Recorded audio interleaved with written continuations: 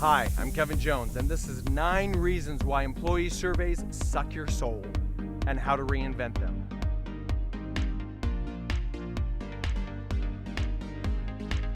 Financials. They're tracked every single day for a company. And so are call times or production quality or production volume. Those things, if they go down in quality or in number or whatever, that's not good. So we naturally measure them all the time and make sure that they're up. Then why is it that we only measure employee engagement and culture once a year?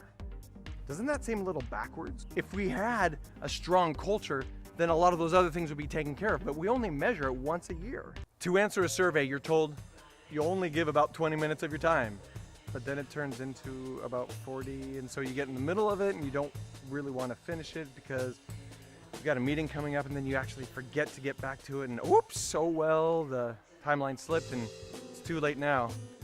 Oh darn, maybe next year. Maybe. Not all questions are created equal. Some are important to some groups and some are more important to other groups. And just because it's asked doesn't mean that if it's a low score that we have to get it up. Maybe we don't care about it. And employees don't see the results. Actually, if they do, it's usually 3 months later after they took the employee survey and they've forgotten it by then. And then it's usually in a company templated PowerPoint, which is watered down to show how great the company is. And usually, honestly, you don't really trust the survey results too much. It's good to know, but it's hard to trust. So not only do they not get to see the results, but oftentimes it seems as if management doesn't take much action on the results. And so a lot of people feel, well, why do the survey in the first place? But that assumes that the leadership is the only group who can act on the survey results. That the employees are helpless and they're just waiting around for the management to do something about it.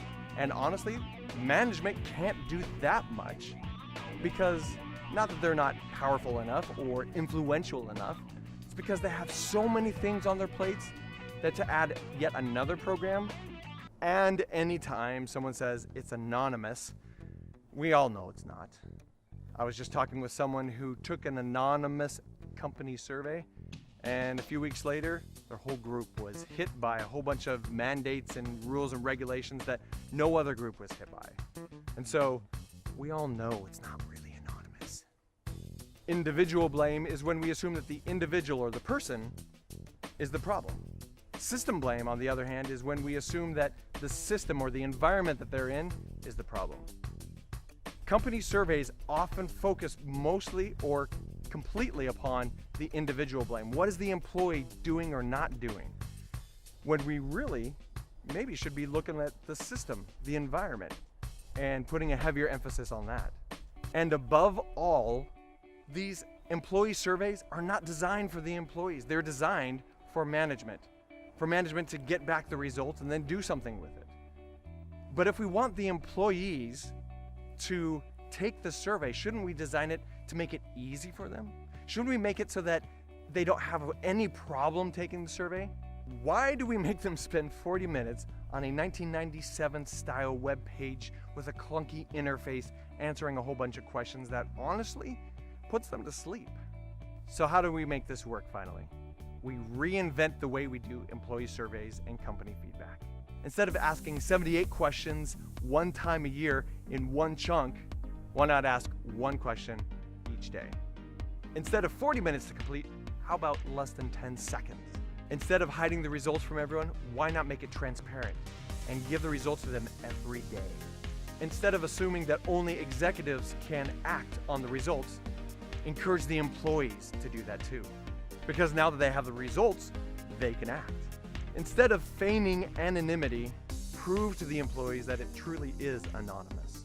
Instead of blaming the employees, take a closer look at the system or the environment. Instead of a poorly designed interface, design it specifically for the employee. And that's how I built ViaPing.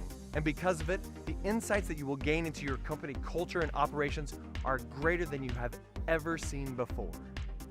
Try it out for free at viaping.com and do employee feedback the right way.